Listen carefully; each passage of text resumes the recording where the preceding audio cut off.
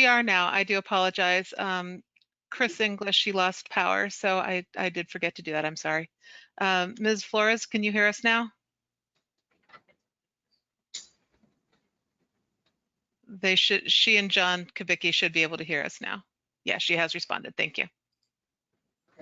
Shall we have a vote on participation of the online audience? No, you don't need to do that. Okay. Never mind.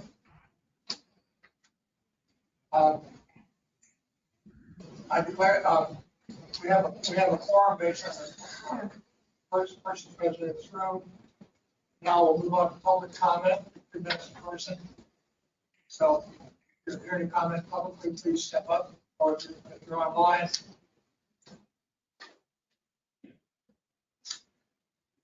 Nobody's stepping up, so let's talk about members' interests and future topic requests.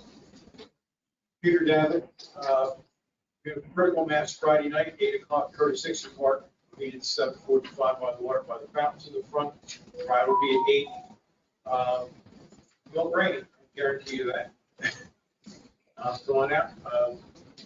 David's ridden with us last couple of months. We'll go through Hyde Park without any Ybor, and you'll have a little bit of fun. 8 o'clock, 10 miles an hour, 10 or 11 miles. It should be an easy ride for most of us. Thank you. Any other member interests? Yes, Brent. Brent Mosier, USF Cutter. The city of Temple Terrace is hosting a walk with the mayor and circulating a flyer. Meet at 8 a.m. Walk starts at 8:30 a.m. What's the date on that? Saturday, November 4th. Flyer's making its way around.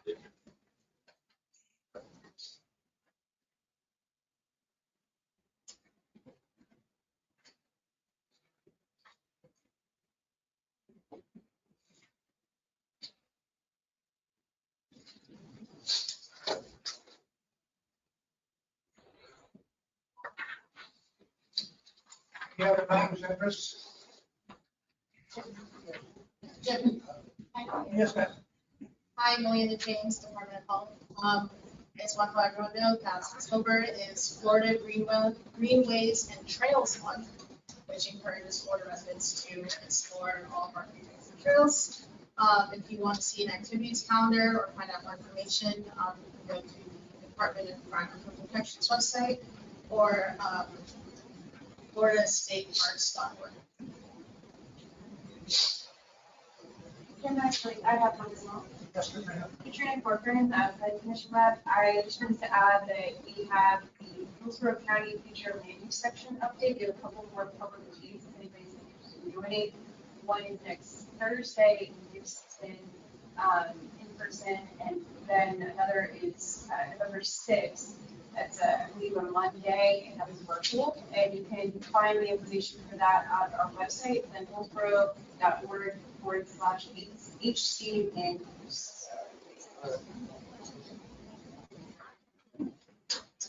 And I have one other item, and that is the Transportation Planning Organization, Lizzie Airwright, has been running the community air monitoring network setup using PM 2.5 monitors supplied by Purple Air.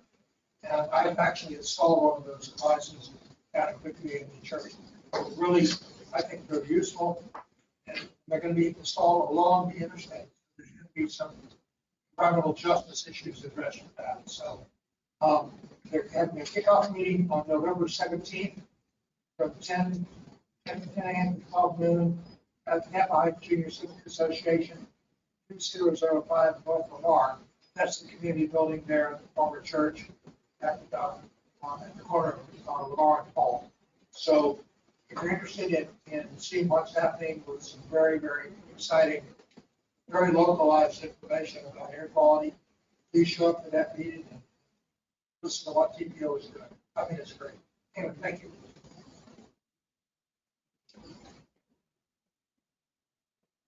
Next item is approval of minutes.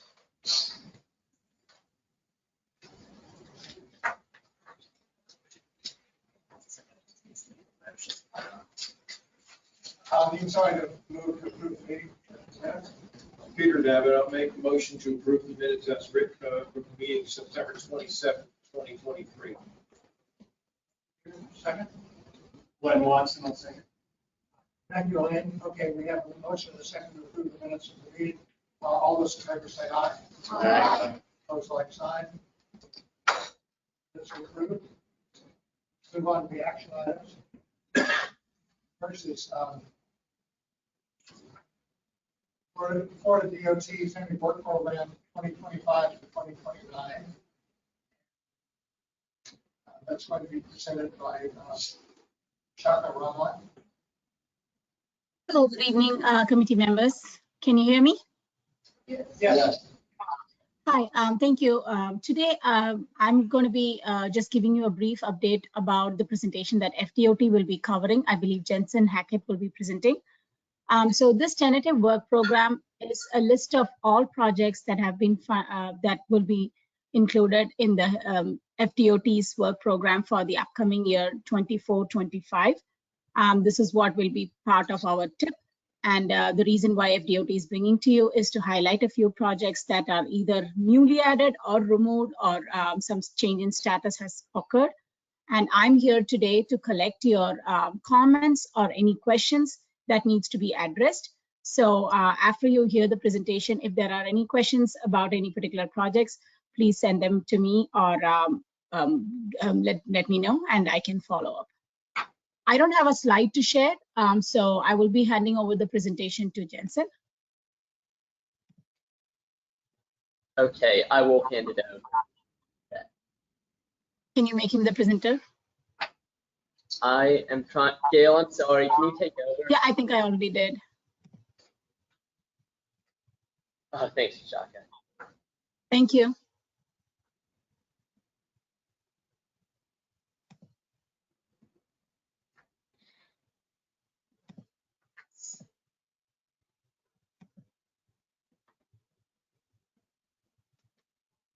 Jensen? Yes, just give me 1 second. I am pulling up the screen. I can advance the slide for you if you want, but I think you got it. Okay. Yes, we can see your screen. Thank you. I may have to switch to the other one. There we go. Can everybody see that presentation? Yes. Perfect. Okie dokie. Thank you so much, BPAC. This is Jensen Hackett. I am from the Florida Department of Transportation, and I am going to be going over the tentative work program public hearing report, as Vishaka so graciously led into. This is all the projects that have been funded inside the work program for DOT from fiscal years 25 through fiscal years 29.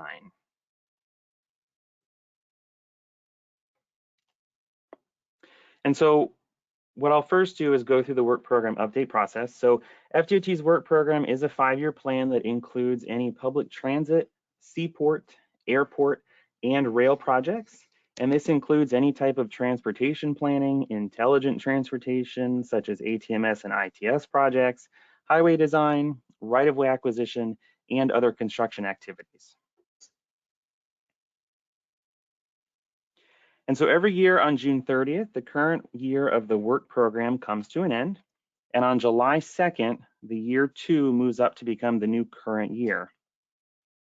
At this time, a new 5th year is then added into the program, and funding is then allocated to the next phase of projects that are programmed in the 4 prior years. New projects are added into that new 5th year based on the Florida Transportation Plan goals, the FTP, other statewide programs, and then obviously local priorities such as the Hills Road TPO priority list. And so this is where we currently are in the process. We are at the tentative stage of the work program. So this presentation upcoming, when I show the project slides, will outline any of those changes to the first 5 years of the program and the new projects that have been added into the 5th year and sprinkled throughout the first 4 years. The proposed work program will be submitted to the Florida legislature later this year for review, and then on to the governor for review and signature. And the reason why we're coming to you a little bit earlier this year in October instead of the usual December, January timeframe is that next year is an accelerated cycle with the Florida legislature. So they actually begin meeting in January instead of March. So we at the DOT have to get all of our projects up there so that they can discuss them part of the legislative cycle by the end of this year.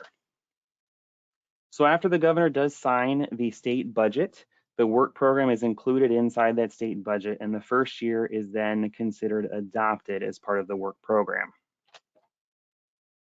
And so as part of that update process, programming strategy for this is pretty simple. There's just 3 bullets. First is to preserve the existing program. And what this means is that we have to make sure that all of our cost estimates that we run on projects every single year are updated. And once they are updated, we have to make sure that they are balanced inside our budget. So we're first looking to make sure that all of our current projects that we have funded can still be funded with the amount of allocated funds that we have.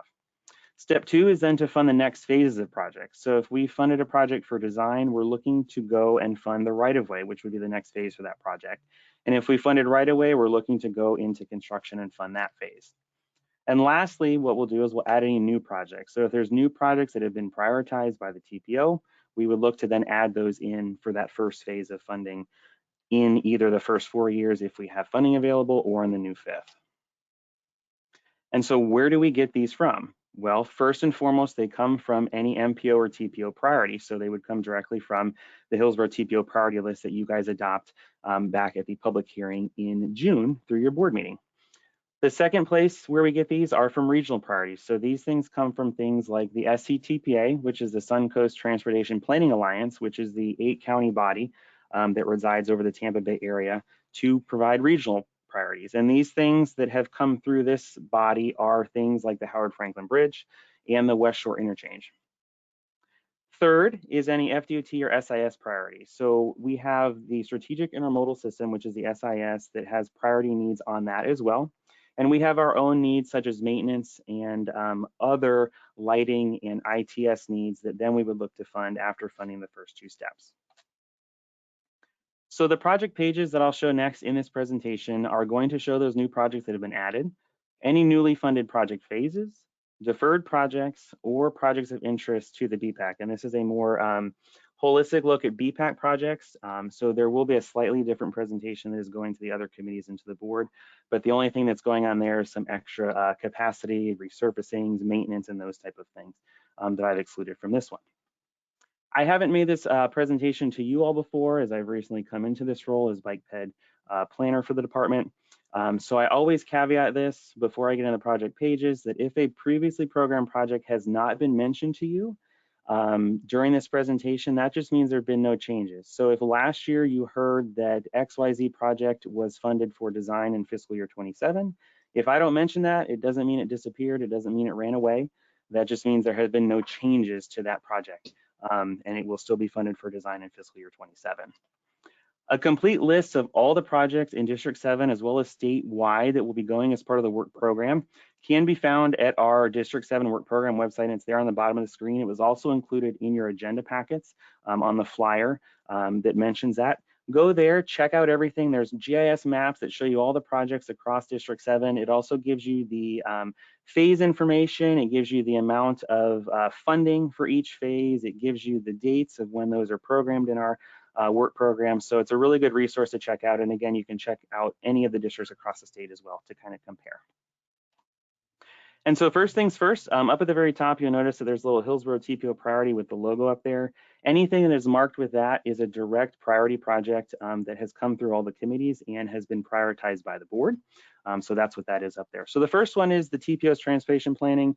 This is the planning funds that go to the TPO so that the staff can plan. So this is the funding they've requested for fiscal year 29. The next one is the East Hillsborough County Transportation Update. This is planning that has been added into fiscal year 25.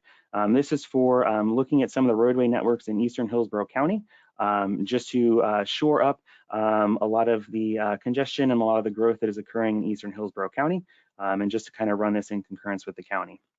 The third on here is a truck parking analysis. This is an analysis to go over truck parking across the region.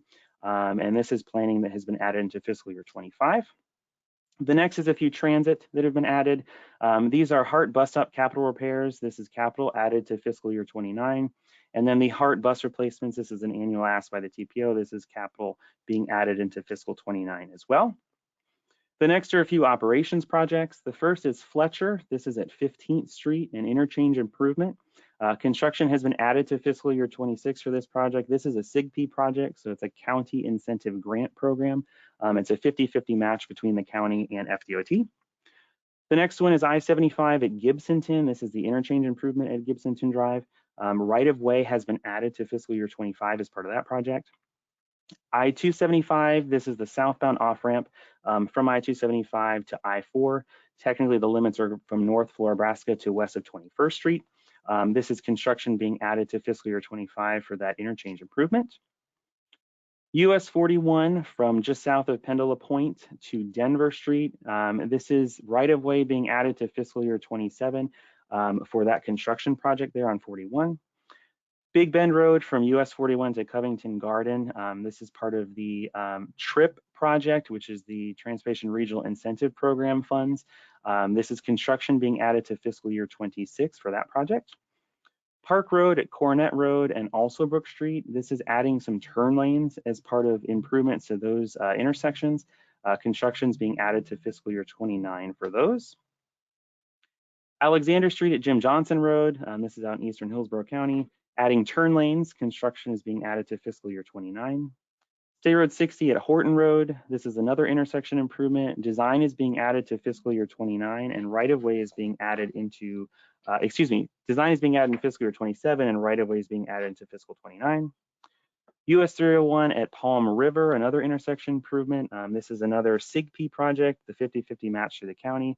Construction is actually being advanced on this project to begin in fiscal year 25.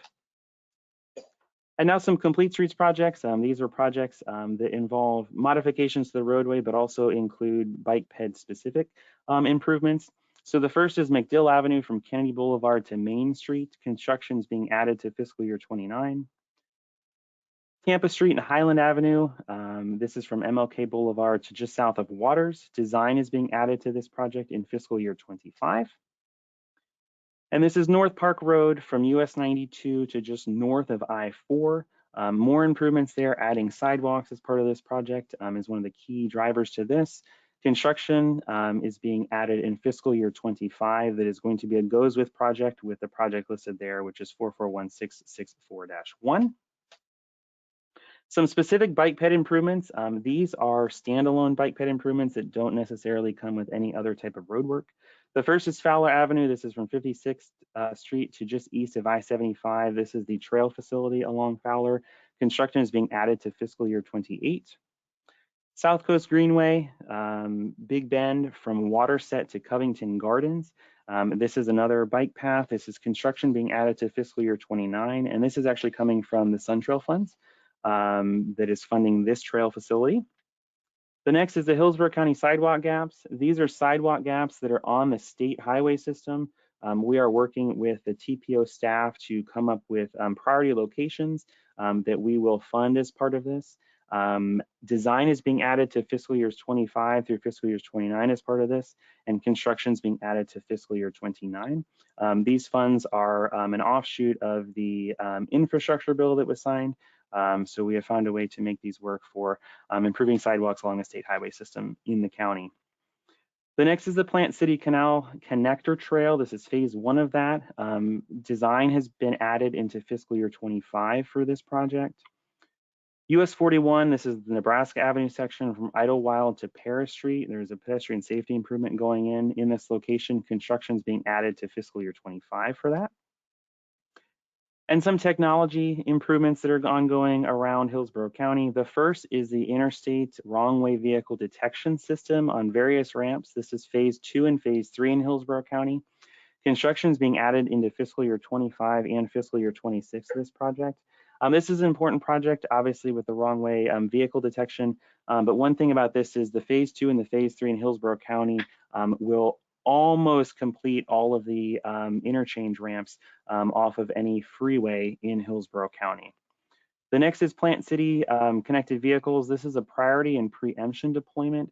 So it's ITS communications to give preemption to emergency vehicles in Plant City. Construction is being added into fiscal year 25. And then the I-275 Florida Regional Advanced Mobility Elements. This is the FRAME project. This is an ITS and an ATMS communications project to better shore up the arterials around I-275 and I-4. This is the I-275 piece. Design is being added to fiscal 26 and construction is being added into fiscal year 27.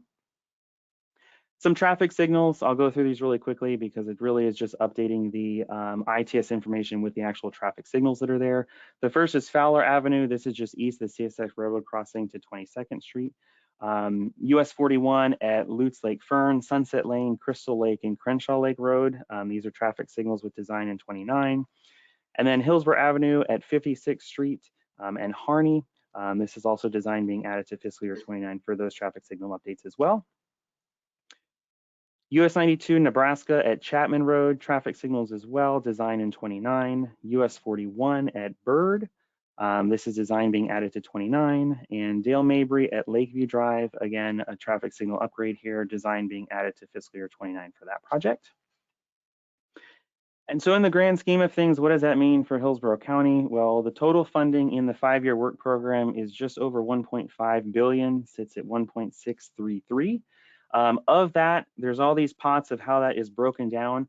MPO planning is receiving about $16 million. If you go down to the fifth from the bottom there, the bike ped one with the Sun Trail, bike ped is getting $40 million and Sun Trail's getting about $12 million of that $40 million. I do like to point out when I make this presentation, the three above it, capacity, resurfacing, and complete streets, those do include bicycle and pedestrian improvements. We don't have a good way of taking out the cost of those that are included in capacity, resurfacing, or complete streets projects. So the bike ped number you see there is actually standalone bike ped projects, and there are bicycle and pedestrian improvements included inside the other three. Transit receiving about $93 million, and then aviation, rail, and seaport there with 161 and 160 as well. So where are we in the process? Currently this week is our online public hearing. It's running from the 23rd through Friday. It's not the only time that you can see that on the website. It's actually open until November 13th when public comments are due. If you guys have any comments as part of this presentation or when you go to the website and look at the actual tentative work program, if you would like to make comments tonight, obviously Vishaka is going to take those, but these will be comments that will go on your record and in the minutes of the BPAC, but they won't necessarily be considered as part of the actual work program. So I encourage you to go online to make your comments there if you have specific ones that you want to voice. On November 20th, MPO objections are due. So this is essentially a letter that we annually receive from the TPO. And so this will come through your board once they receive this same presentation coming up at their next board meeting. Again, early spring 2024 is the review by the legislature and the Florida Transportation Commission. And then when the governor does sign the state budget next year around July 1st, that will be when the work program is considered adopted. And then we will start this cycle all over again. And we will be back here next either December or January to present again to you the new tentative work program that we'll be working on for next year. And so with that, I thank you. That is the website there again, that you can go look at any of these projects specifically. And if there is any questions, I will do my best to answer them. If I don't have the answer for you, I will definitely find that out. But I will also let either Ben or Vishaka take it from here for any questions from the members. This is Jonathan Forbes. Thank you very much for the presentation. I just had a question concerning the add-ons here. From my calculation, we're adding $8 million for landscaping, but our only add-on for outside the bike trails is $3.8 million for sidewalk. Does that appear to be accurate? So we have a specific landscape budget that is in Florida statute that we have to maintain. I want to say it's 3% of the total work program amount statewide that we have to meet. So there are a lot of standalone landscaping projects. Most of those are things like what we were able to do. Think of one that I can think of is Fowler at I-75, adding a lot of landscaping at that interchange, and a lot of other work type that is like that.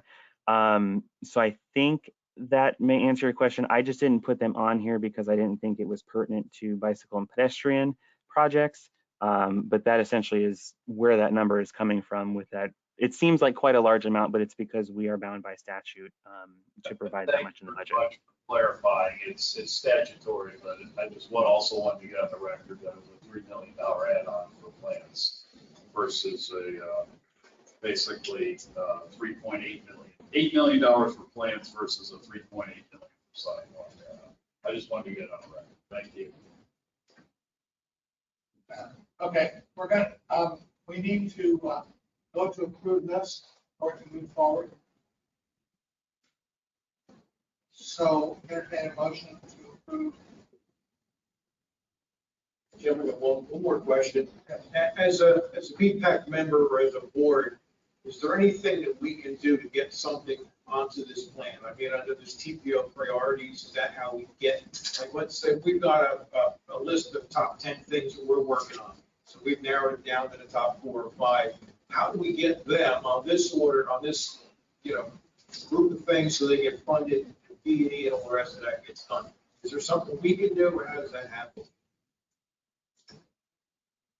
I'd love to give some context to Gina Torres, your staff.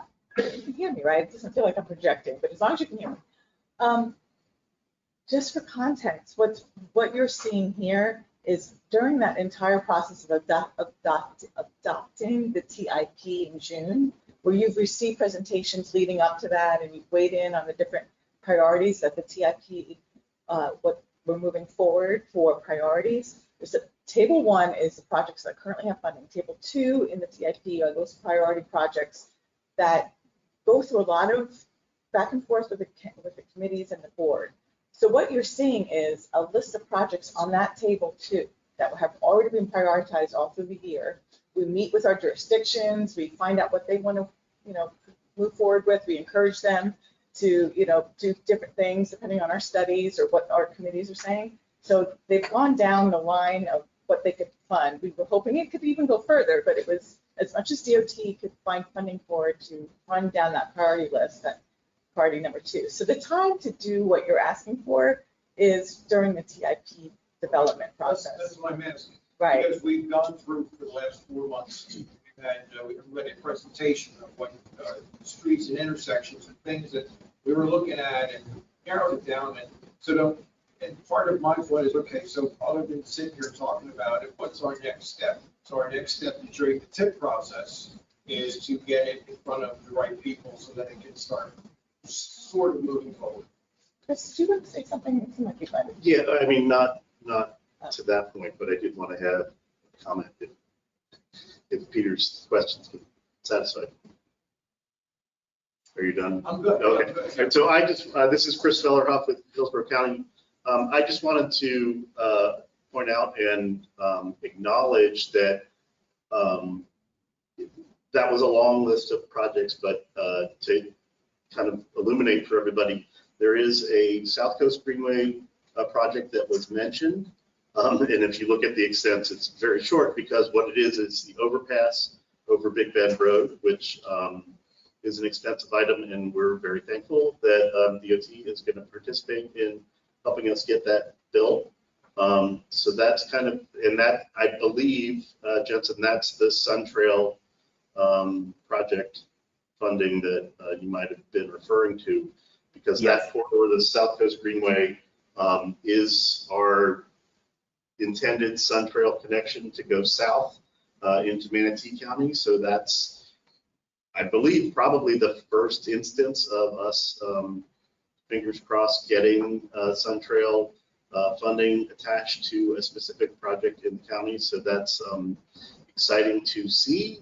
And just for y'all to kind of understand, there is a kind of, you can imagine, trying to get a trail across Big Bend Road is no small measure, and a surface crossing there would be very difficult and not friendly to many riding cohorts. So that's kind of exciting. And also the to Jensen's point that there are bike ped and trail things embedded in some of those other projects. I believe that the Big Bend Road project that's mentioned there between US 41 and Covington Garden, that's a capacity project. That's making that road bigger and wider, but we are also getting 2 shared use paths on either side of that road which will connect to the existing Waterset Trail and the point of that new overpass, which will be important links to the emergence of the South Coast Greenway corridor in the community. That'll connect it all the way back to US 41.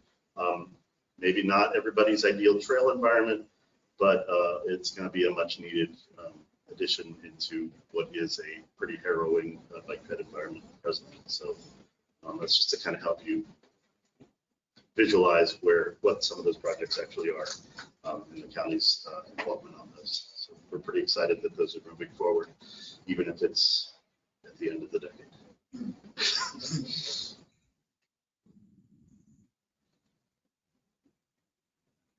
Any other? Yes. But Mr. Chair, I think on our agenda, this is just information only. It's not an action. And maybe on the agenda, it's an action item, but on the cover sheet, it's. Actually, since it's thrown in with the action items, I presume we have to act on it. Yeah. What's the desired action? Shaka, do you have a slide that shows the action item? Oh, that's right, you didn't have slides. Is it, it's not in the write-up? I don't. I don't have any. I don't have any slide. But Gina, I believe this is an action item. Yes, it is. So, it's in the action agenda, but the write-up says it's informational. Right. So okay. We don't have to act on it. Well, Unless, are you desiring action on it? Shaka, what is the desired action? if it The says- other committees did approve. This is actually an action item for all the committees.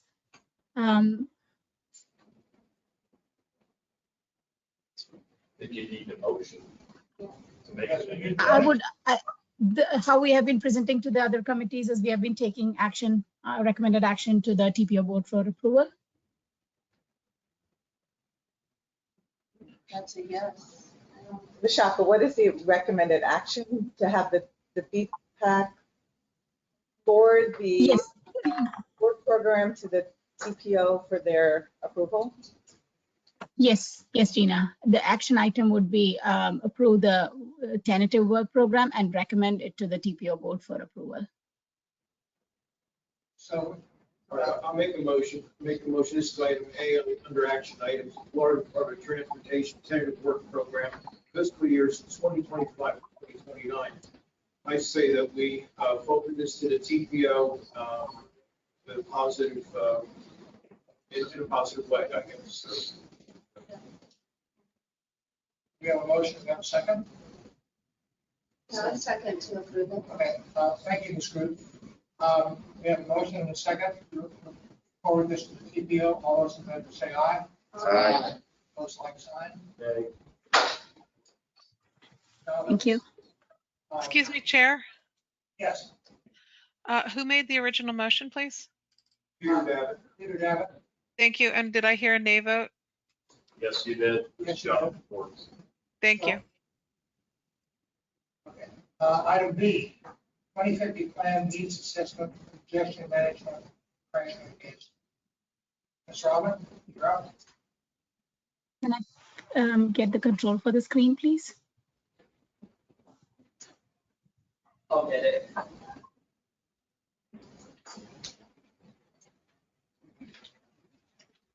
Thanks. Okay. Let me see if you're seeing the right screen. Are you seeing the right screen with the presentation?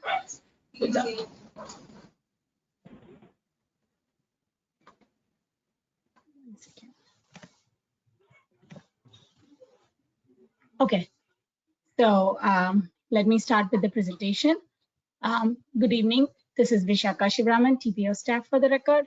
And today I'm going to be presenting the 2050 LRTP needs assessment for congestion management and crash mitigation. I'll begin with the introductions. The 2050 plan, this slide will show you how it matches the forecasted revenue to the desired level of performance for several of the key indicators for the transportation system that the TPO measures based on the expected cost to achieve those level of performance. This presentation today will focus on the congestion management and crash mitigation, mainly for safety treatments and operational improvements. The other plan ingredients are good repair and resilience, real choices when not driving, major investments for economic growth, goods movement and truck routes, and equity. And these are being presented to the committees.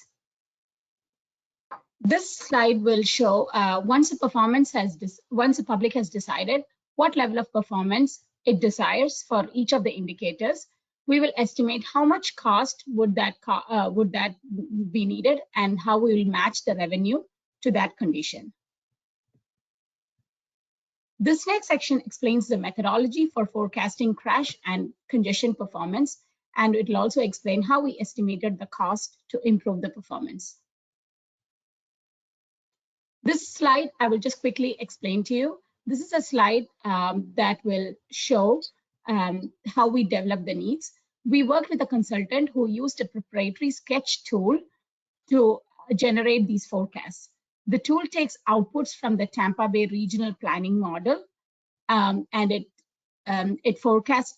produces forecasted volumes and applies some algorithms to calculate the travel time reliability, the minutes of delay, and crashes on major corridors by type of crash and location. These numbers represent the expected crash and congestion performance if nothing was done to the problem. But to see how much improvement we could achieve by 2050 with the level of investments, we worked with local governments and worked with them to select treatments that could be applied to the most problematic corridors in the Hillsborough County. These benefits were estimated based on FHWA's tool that has been developed and some research based on the crash modification factor clearinghouse. Beginning with congestion management, we assumed scenarios for achieving the level of performance. So the first scenario is trend scenario, meaning that if funds were used according to the current level of spending by each jurisdiction, which in this case, we assumed an annual budget of $24 million. The treatments that we applied on the most congested corridors are as given below. On freeways, we applied ramp metering and part-time hard shoulder running. And on arterials and collectors, we included ATMS expansion to allow real-time traffic adaptive signal control on some of the most congested corridors. For the performance level of spending, which is we assumed an expanded funding to improve the system performance. So under this situation, we assumed that if the annual budget for the treatments was increased from 24 million per year to 48 million, we included additional treatments, including traffic incident management on freeways, and on arterials and collectors, we included left turn signals, left turn lanes at intersections where it was applicable. This table will show you the impact of these treatments and the results of those investments. As the chart explains, the greatest achievement is seen for the performance level of spending, which is the expanded level of spending, and we were able to treat more miles of roadway, mainly the collectors, and a greater peak delay reduction was achieved of almost 60%. If the current spending holds good through 2050, we can deploy these treatments to improve about 300 miles of road, which will result in a 48% peak hour delay reduction. And also for the performance level, we can achieve an even higher level of treatment, including for over 550 miles of roadway with almost 70% reduction in peak hour delay. Similarly, we assumed a similar set of scenarios for crash mitigation. The annual budget for the crash mitigation based on the recent spending by the jurisdiction, which is the trend spending, accounts to $25 million annually for the current spending scenario. The treatments considered were also deployed in consultation with the local government partners based on the most commonly deployed treatments, including some of them which are listed below. Separated bike lanes, intersection lighting, pedestrian crosswalks, access management treatments, including two-way left turn lane conversion to a raised median, and driveway density reduction, in addition to speed control, enforcement, and traffic calming measures. Unfortunately, with the trend spending, we are only able to fund a limited number of roadways. To achieve greater benefits, we have to double the budget, which will give you $50 million annual spending budget for applying these treatments to more number of corridors. At the baseline level of investment, which is a $25 million per year, we are expecting treatments on almost 650 miles of central line miles of roadway, resulting in an overall trend crash reduction of 35% by 2050. Bike ped crashes will also be reduced. Bike ped crashes will be reduced for about 55% using this $25 million. If we could double the budget, we can see that the number of miles of roadway drastically improves over 1,060 miles, and the total crashes is reduced by more than 43%. The bike ped, we can see that the bike ped crash reduction is also having a high effect, mainly about more than 70%. And we are able to cover more miles of collector and arterial roadways with this performance level of spending. This is a slide which will just show you comparison of what I just said. We acknowledge that the needs are greater than what we have presented, but currently we are working with the TPO public, and we will be presenting this, making this presentation to the board next month to inform them about the expected crash and congestion performance level. While we wait on the guidance, we have produced a performance cost curve to estimate how much money can be is required to reduce crashes and congestions to certain levels. The takeaways we leave today are an investment of $24 million per year could reduce future delay by almost 50% and on 300 miles of roadway. Doubling the investment could result in a 70% delay reduction. And for crashes, a $25 million per year could reduce fatal crashes by 35% and bike ped crashes by 55%. With doubling the budget for $50 million per year could achieve greater benefits for crash reduction by 46% and bike ped crashes by about 71% on the over 1,060 miles of roadway by 2050. And today, I request to you this recommended action is to approve the draft needs assessment plan and forward it to the TPO board for consideration. I can take any questions now. Peter Davitt, can you go back 2 slides, please? All right. So here we're looking at congestion and safety. I don't think they should be I don't think they should be balanced like that. Frankly, safety should be, congestion means people can't drive fast. All right, that's a bad thing for safety? I don't think so. I think we should be focused on making them go faster and delaying the reduction 70%, speed increase of 21%. I don't think any of that helps the safety side of this factor. You know, I mean, I don't know what your numbers are, or, you know, why people, we should make it less congested. You'll never make it less congested. You know, 3 years ago, the pandemic came on, and everybody said the traffic will never come back. Well, I think down 275. It's more than that. It's way past that. So I think you're chasing the go through congestion. You'll never get that. And I don't think it's worth the effort. I'd rather see more of it go to safety. I don't think they should be balanced like that. That's just my personal opinion on this. Not so much a question, but a personal opinion. This is Jim Sharp. We have the capability of moving to approve this going forward with your recommendation to focus on safety rather than congestion. Put that wording in there. I'm sorry, I can't hear you. The voice is fading in and out. Can we approve going forward with an emphasis on safety rather than congestion management? Yeah, you can recommend whatever you prefer. Okay. Let's make that motion. Anybody else have? I agree with you. This is Dave Sleddy. I think focusing on the 50 million with respect to safety would be my recommended course of action rather than additional funds with respect to congestion. So we could say that make safety the first priority and congestion the last priority. Yeah. Yes, yes. Yes, that's correct. So what about, can we make it the second priority? I mean, I have so many coworkers who have to drive in order to go to work, and they spend a lot of, I don't spend a lot of time on it, but they do. So, I mean, I think it's something to be, you know, maybe not from a bicycle BPAC. I'm just saying, yes, safety is much more important. But I'm also congestion. It's frustrating. We're going to start losing workers if they can't get in and out of our town. Even, I mean, meaning like they're coming from Hillsborough County and they're trying to come this way. You know, so I wouldn't want it last, but I feel their frustration. Last, we only had two. Well, he said last. No, he said last. Well, you meant second.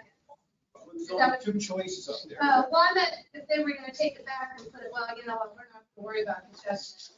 But if it's fine to put safety first, just don't forget about the congestion. Gina, I apologize. You've been through that longer than me. I mean, it's my understanding that this vote is ultimately advisory, no matter how it proceeds. So can the committee, qualify its recommendation? Sure, but if I can just. Can I the process. Can I take a minute? Go ahead, Gina. Yeah. No, I just wondered, from what I heard, I was wondering if they said one is prioritized over the other. I don't think so. It's just the way the analysis is done. We both are considered equal in this needs assessment. Would that be Okay, a good explanation? I think I can help explain this a little bit better with what your concerns are, because as the Vision Zero, I helped develop this thing. As seeing anything that says increased speed was like a rule. It was very hard for me to swallow. What we're looking at today, these are two needs assessments where we just look at what we're currently spending in our community and what kind of results we're getting. And in this case, we're talking about, the congestion on a roadway and how much, congestion, how many crashes we have. And next month, you're going to be looking at things like the resurfacing of our roadways and the maintenance of our bus system. You're going to be talking about this in the next presentation. This is just one needs assessment that's being done. It brings in everything you could possibly think of. What happens next in the long range plan update is we go out to the public. We're asking you today for your first crack at this. What's the most important thing to you as far as where we should be focusing our attention? And I'm assuming that this is probably going to be real safety. It could be real choices. That's building controls. And you might want to rank all of those according. Everyone gets to put their thoughts in here about what they find to be the most important bucket of funding or the bucket of projects that we move forward in our future. We have a survey going out in January through April to all the community, asking them the same thing. So we're just kind of diving into this particular two categories of congestion and crashes. You're going to hear all those other categories that are coming up. Congestion is a problem, and when we talk about speed, again, I had a hard time with that. What that measures is during congested hours, if the posted speed limit is 40 and the speeds are averaging 15, that during those congested hours, by doing operational improvements, we're not talking about widening, that's a whole other thing. These are operational, like signal timing, coordination, and turn lanes and things like that, that we could possibly get closer to, the speed limit of that particular roadway. I totally agree with what you're saying. I don't like speeding. I think it's a horrible way to kind of describe it. But it's, the frustration that our commuters across the county are experiencing. This is just one way to measure, what our current trends are and what our future trends could look like, or what our future situation could look like if we were to spend, do ramp metering on the interchanges or the interstates so that we can more smoothly move traffic without coming to stop. There's lots of different treatments like that.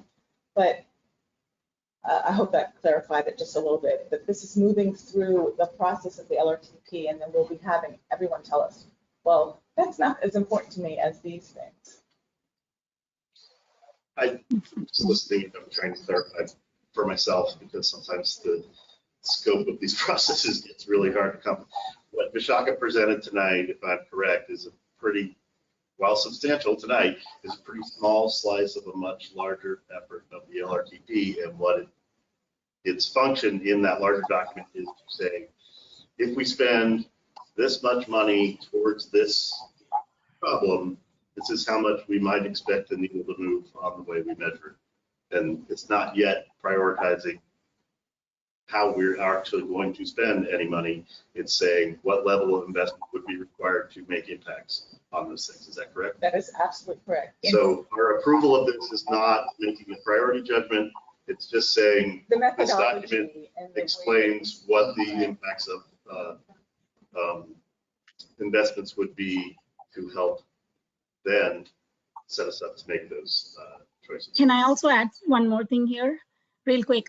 So the kind of treatments that you saw here were collected based on outreach from the local jurisdictions on what kind of improvements are practical and what is being used currently. And there are research supporting the performance improvement based on applying these treatments.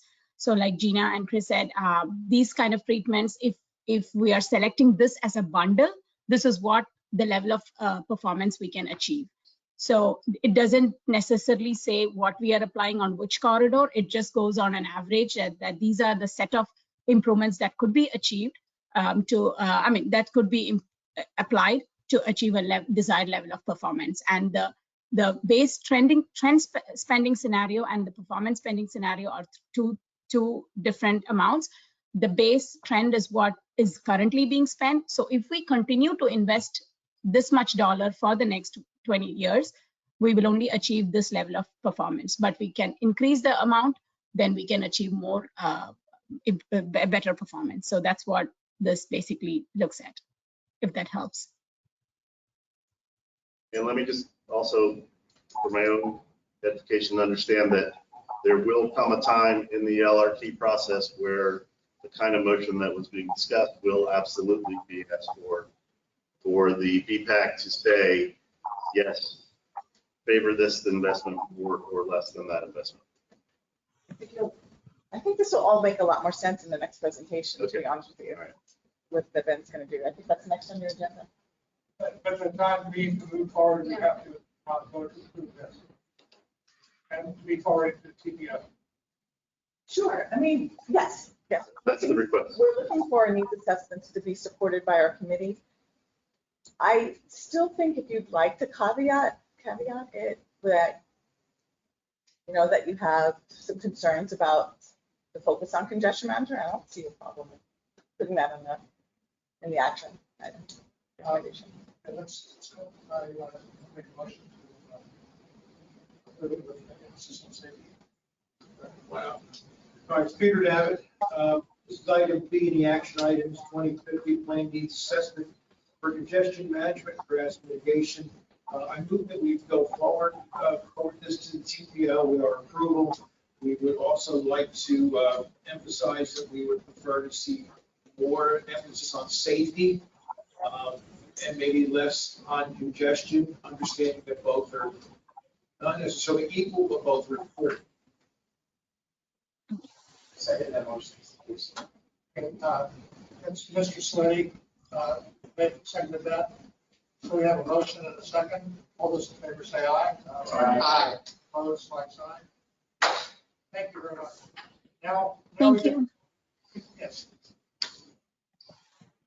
Everybody okay with that? Now we have an interesting situation. We have 5 applications for consideration of a new citizen at large member application for the committee.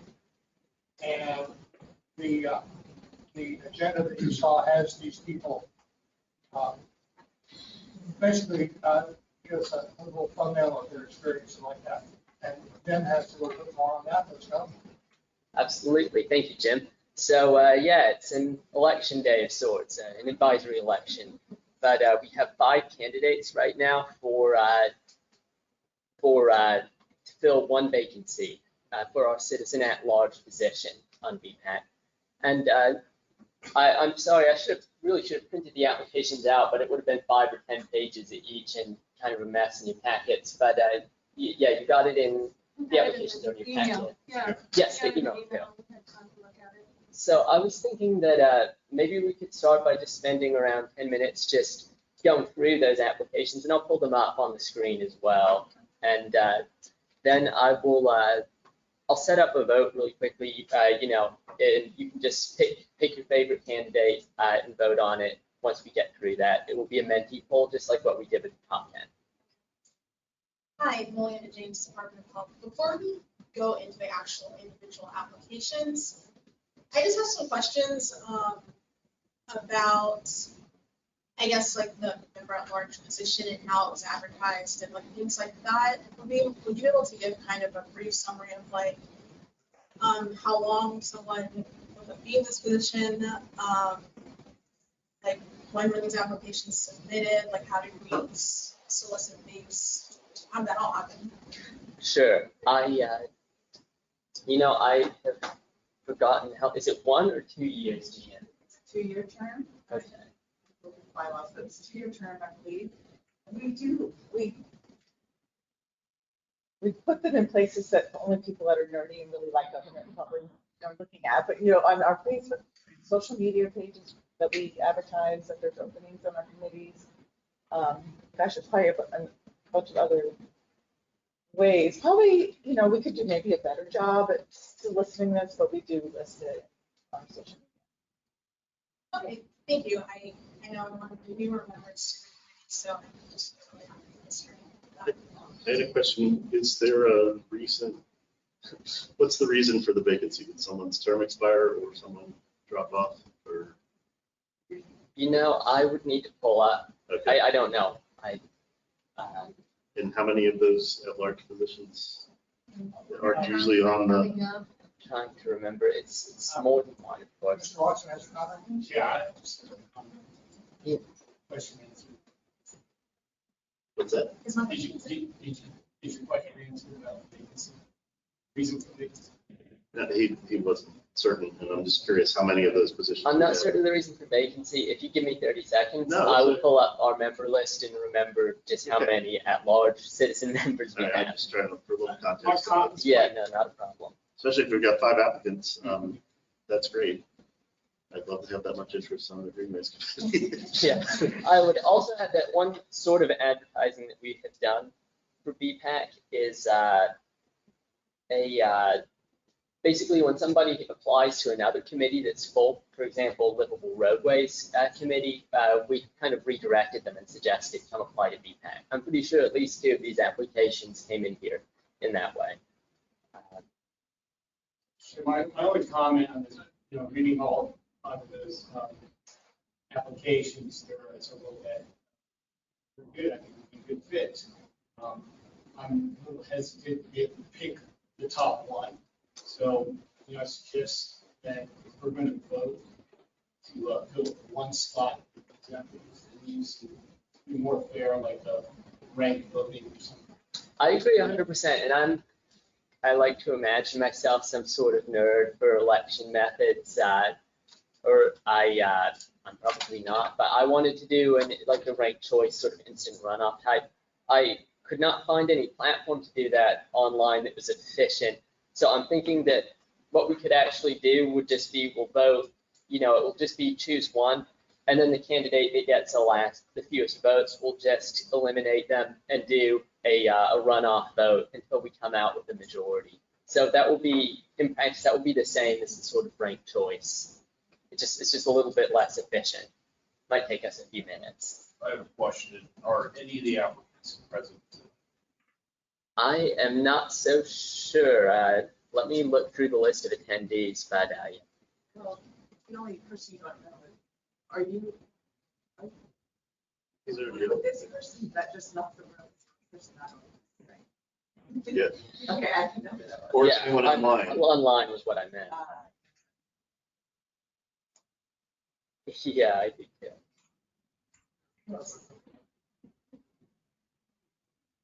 And also just to clarify, this is just advisory and ultimately positions are filled by the board. That's right. Okay.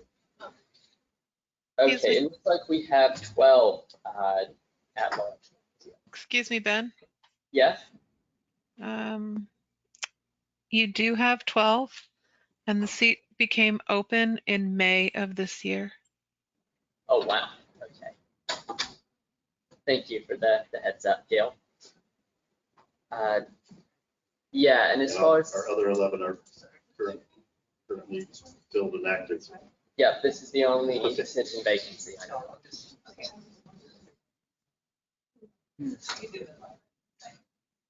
See one of them. So I'm not seeing anyone online who is a candidate. So with that in mind, I will pull up the applications here.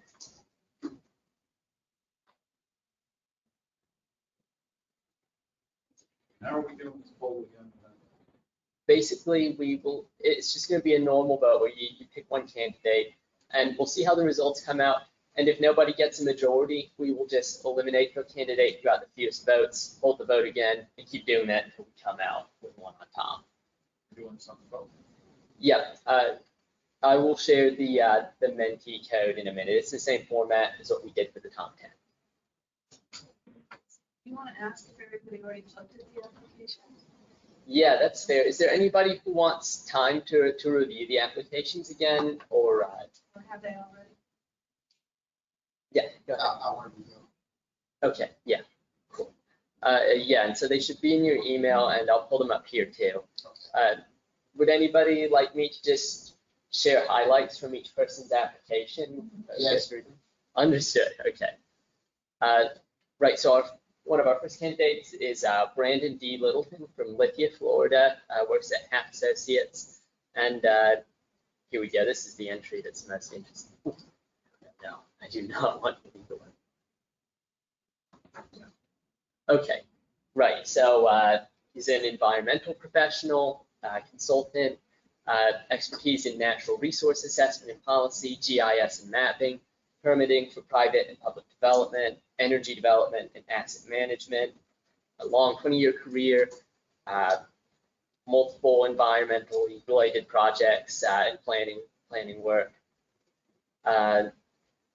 Right, and recently arrived in Tampa Bay, let's see, yeah, 2022, August 2022, he's been here. He's an operations manager for Half Associates, which is, I believe that's a planning consulting firm, isn't it? Okay, I will look into that. But oh yeah, and you'll see this is one of the Livable Roadways Committee applicants who we redirected. I should have changed that myself. That was not his mistake. But yeah, so very much just sort of an environmental and transportation planning background. Organizations. And if anybody wants like a pencil or something to take notes with, just let me know. So we also have Christopher Anthony Gonzalez from Plant City. Ben, what was the first name? Yes, it was Brandon D. Little.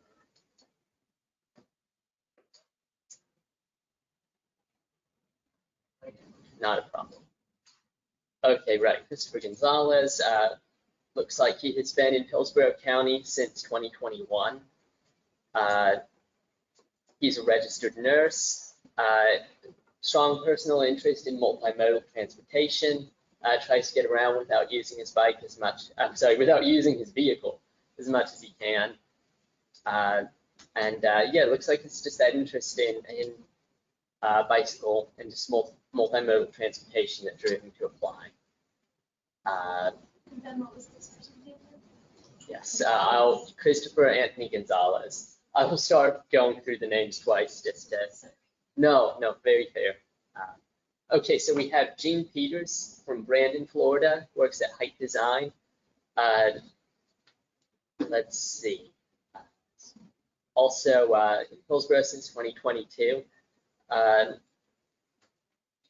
Okay, so a community planner. He's a community planner, specializes in walkable communities for half of his career, the later half, and used to own a bicycle shop as well. Got it, obtained his LCI from the Bicycle League. Okay, so we have Ilya Lachinov. Let's see. Oh, and really? Yeah. Okay. Ben? Yeah. Ilya is on the CAC. Okay. I do not know how that ended up in the folder, but we can cut that out of the poll at Well, least. is he interested, or is there a rule that would prohibit him being on Zoom? Or is this? Okay. Okay, so never mind Gene Peters. I'm going to take him off the poll before I mess this up, to be honest. Gene Peters or Ilya? Oh, Ilya. All right. Glad I have backups. Marcia. Okay.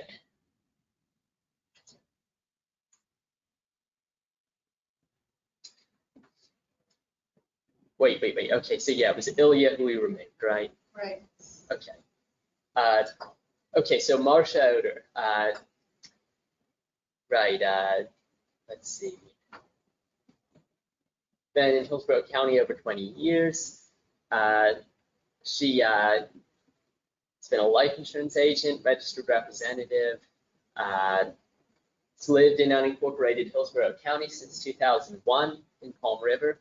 She's a supporter of public transportation and ways to increase the use of safe and accessible trails for bicycle and pedestrian use, and also to connect to the current ones. Let's see. Yes, okay, so that's all of them. So we have it down to, yep, 4 people: Brandon D. Littleton, Christopher Gonzalez, Gene Peters, and Marcia Oder. And does anybody want to review any of those particular applications? Ben, I have another quick question, please. Of course. Christopher Gonzalez, I believe, is also on CAC. Okay. Yeah, I guess that. Is that person on CAC? There is a Christopher Gonzalez on CAC, but I have no way of knowing if it's the same person. Yeah, so Anthony's the middle name. Give me 1 second. Let me check something real quick. Sure. I have a question. You said, like some of these people, like first person Brandon had applied for another committee. You moved them on to our committee. They do that? Discuss that? Yep. Yeah, I checked in with them. We basically just said, would you be interested in BPAC instead? And then, yeah, their application was moved into that folder. I'm wondering if something similar happened. That's the reason why we have CAC members in there now. But apologies for that confusion.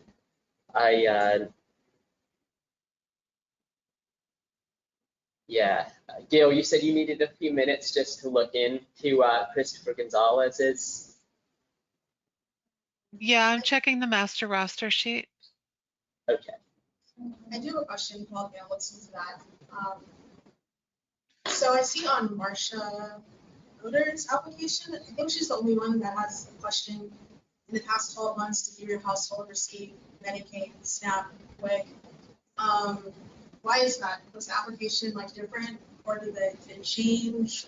Actually, I tried to remove all of those when I was compiling this document because I thought it was personal information that wasn't needed.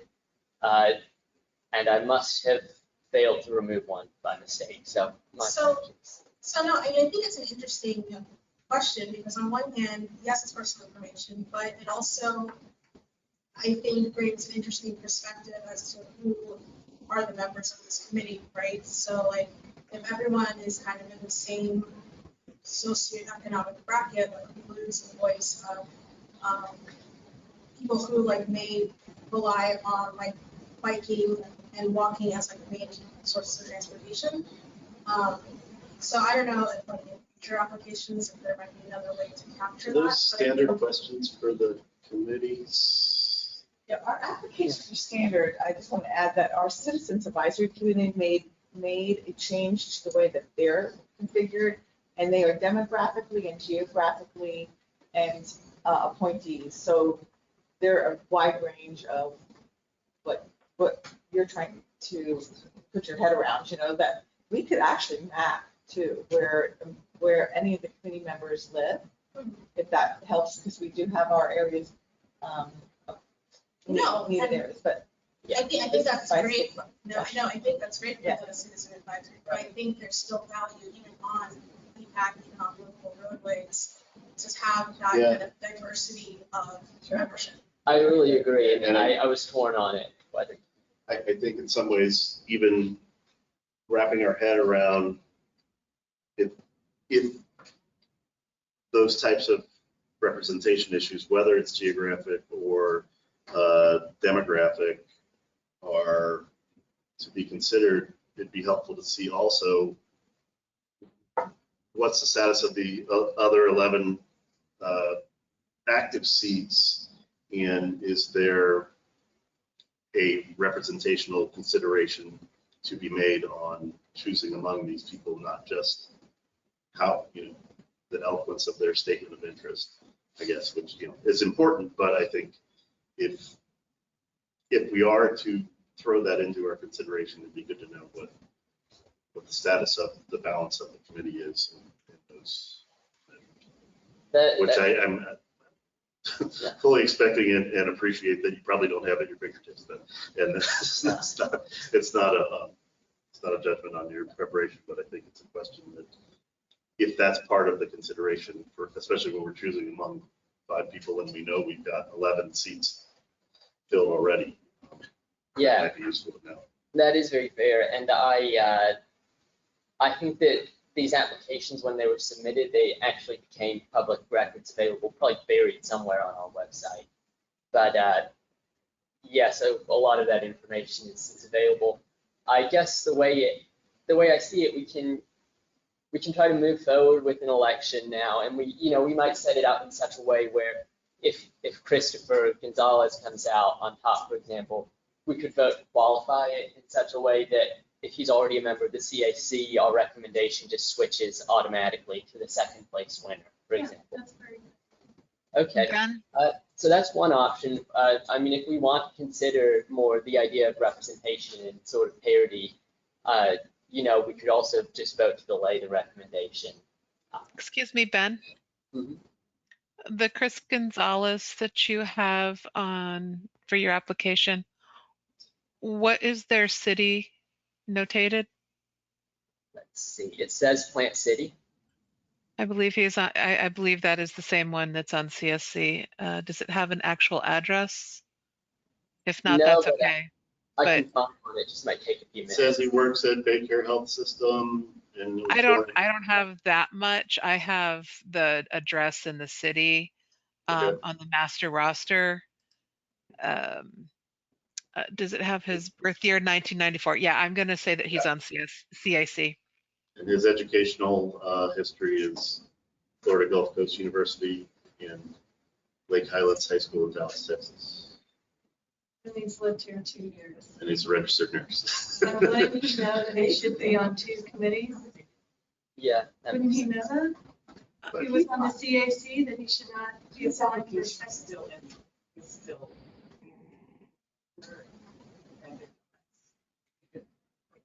Yeah.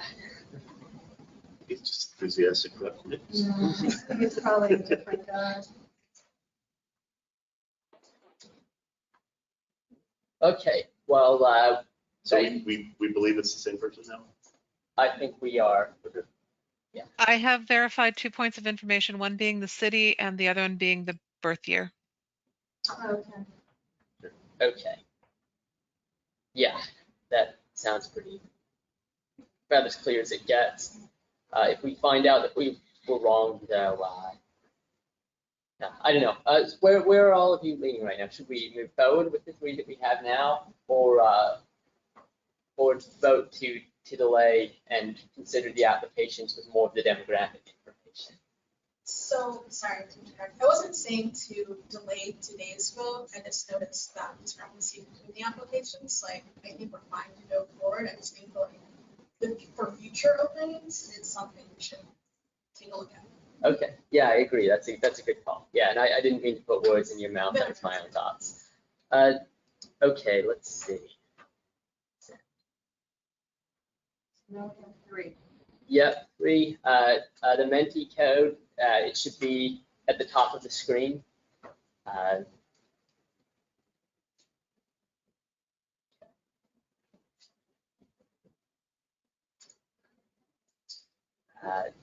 And if anybody is having trouble accessing it, yeah. I mean, it's Yeah. not a QR code, so. Yeah. Where do I go? Let me see if I can get the QR up. Oh, just somewhere, yeah, on your phone. Asking for a code. I do. I'll be there. Okay, I got a QR code now. There we go.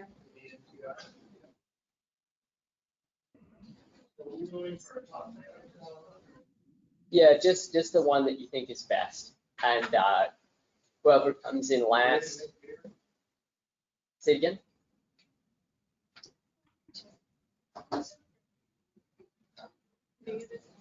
I just want Friday.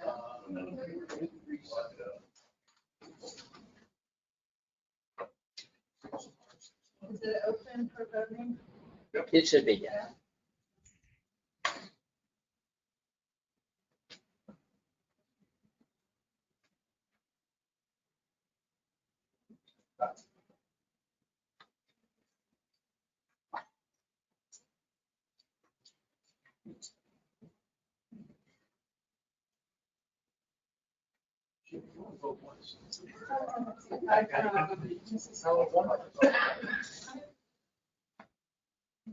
It doesn't seem to be registered. Yeah. Your vote's just not. How many votes? Well, it's, yeah, that's like. We get the thumbs up and then it's, I don't know why, so that's what we do. 12, 13, 13 people. That's weird. It's not intuitive. Then I think some folks are having like some accident. Okay. Might need to do It it. should say thanks for voting. Yeah, I can hear it. All right, I apologize for I having. didn't get that, I got submitted.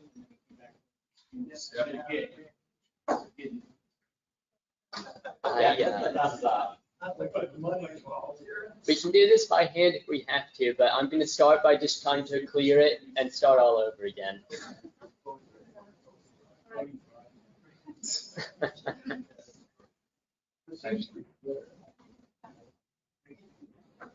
Can be a different code. Let's see.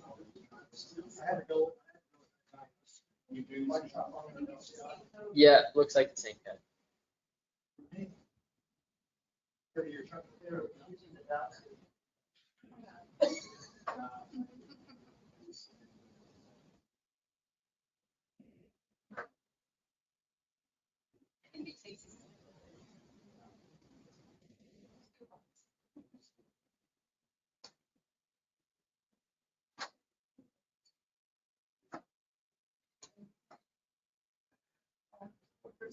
there should be 13 people, right? It's online voting? It's a form here. Thank you for voting. So I guess, I'm in the process of submitting.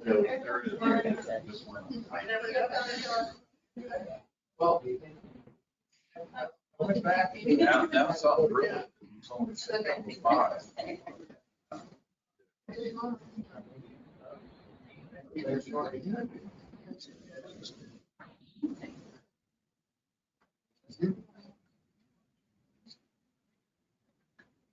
Right. We got it. You got it. Yeah, come on in. They're not high end, probably like $100. Some good deal. We got some good ones. Okay. Yeah, we got those too. So just come on in. Oh, they don't do that because people have stolen, wrecked, whatnot. But,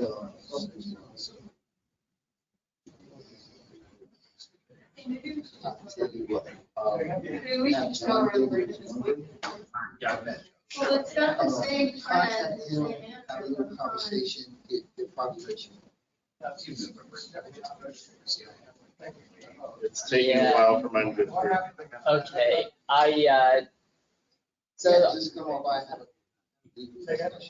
it's, so we've made 2 efforts at this, and it looks like people are still having technical difficulties.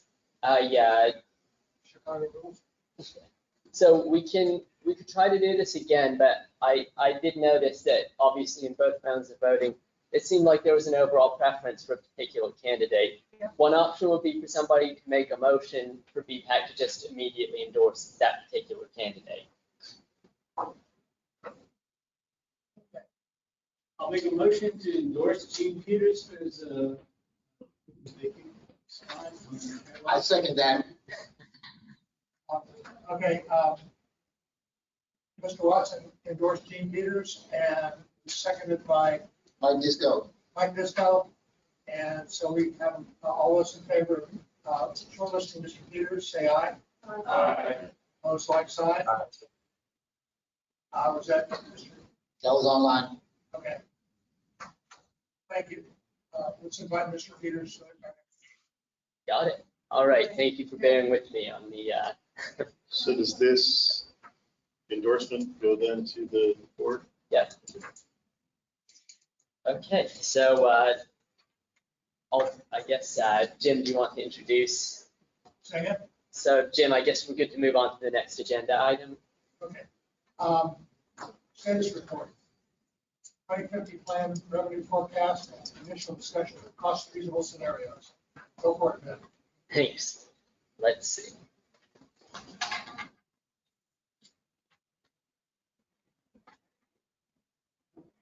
Okay, yeah, so I will just give a full disclosure that this will be a bit of an information dump, but it covers a lot of ground, and I think it will illuminate a bit from the previous presentation. So today I'm presenting the 2050 Transportation Plan and preliminary discussion of cost feasible scenarios. Now, assessing all of our transportation needs begins with our current top funding priority, which is asset maintenance.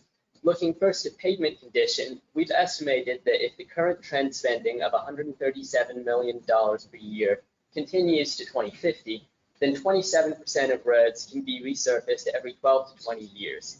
Increasing that investment to $225 million per year would allow 100% of roads to achieve that goal. The current trend for bridge maintenance is about $23 million per year, which funds routine maintenance and also allows 86% of bridges to be rehabilitated every 40 years. A slight increase to 27 million would allow 100% of bridges to achieve that goal. About 1.6 million per year is currently being spent on stormwater drainage improvements, while none is being spent on pavement hardening of critical and vulnerable roads. About 15 million per year invested in drainage improvements would reduce flooding on 71 miles of road during major storms.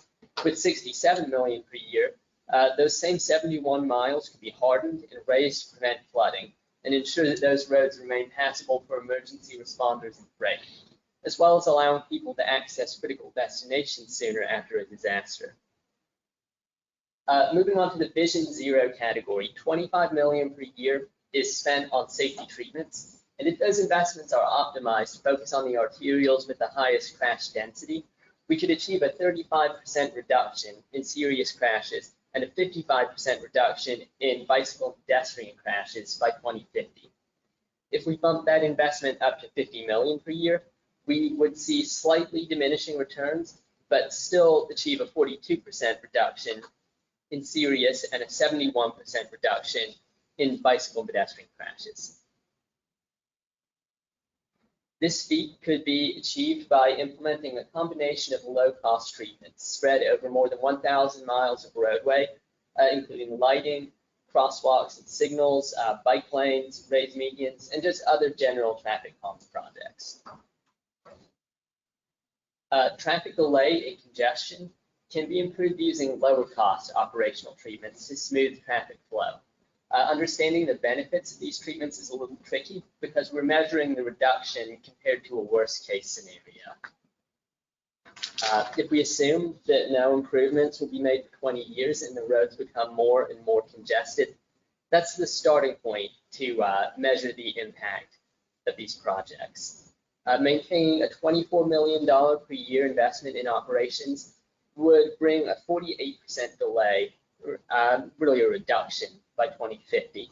And it would result in a 14% net speed increase on roads where the average travel speed is significantly lower than the posted limit.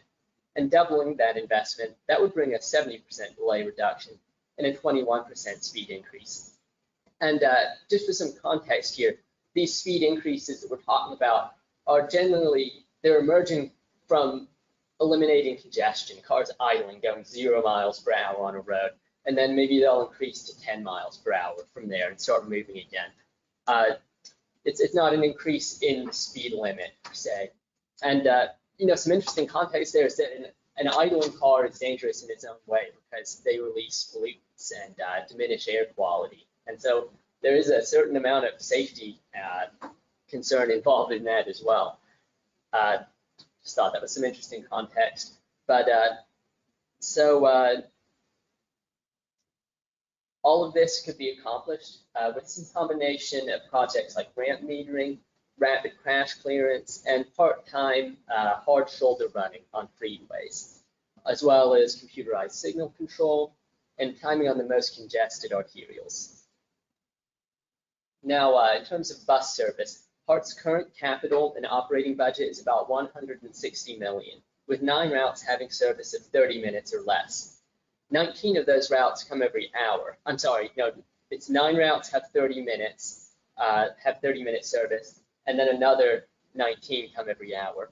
And raising that investment to $450 million per year could double the number of routes with 30-minute service. And 1/3 of people and jobs in 2050 would be near a route offering 15-minute service or better. Now, nearly 500,000 residents are considered transportation disadvantaged, and that number is expected to surpass 600,000 by 2050. A lot of numbers. Last year, the Sunshine Line was able to provide 80,000 last resort trips to medical appointments at a cost of about $1.32 million per year. And as the transportation disadvantaged population grows, that need will grow to more than 1 million door-to-door trips at an estimated cost of $16.5 million per year. And this could be 10% lower if the bus system is expanded. About 700,000 are currently spent annually on trails in Hillsborough County.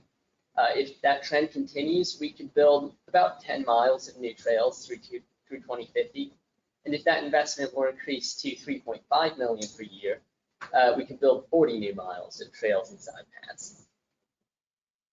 While all the other project categories are able to be estimated based on general unit costs, major capacity projects like highway widenings, extensions, elevations, interchange reconstructions, and transit operating in dedicated right-of-way, all of those need to be individually listed in the long-range transportation plan and include detailed cost estimates. We're talking about this process now to prepare you for what comes next, but the process will span from today into next summer. And we've already reached out to all the local governments asking them to propose some major projects. Once that list is complete, our staff will work with a consultant to produce cost estimates and then test the benefits of each project in the travel model. We'll then spend several months working with the public, the TPO committees, and the board to identify which projects you would like to add to the cost feasible plan.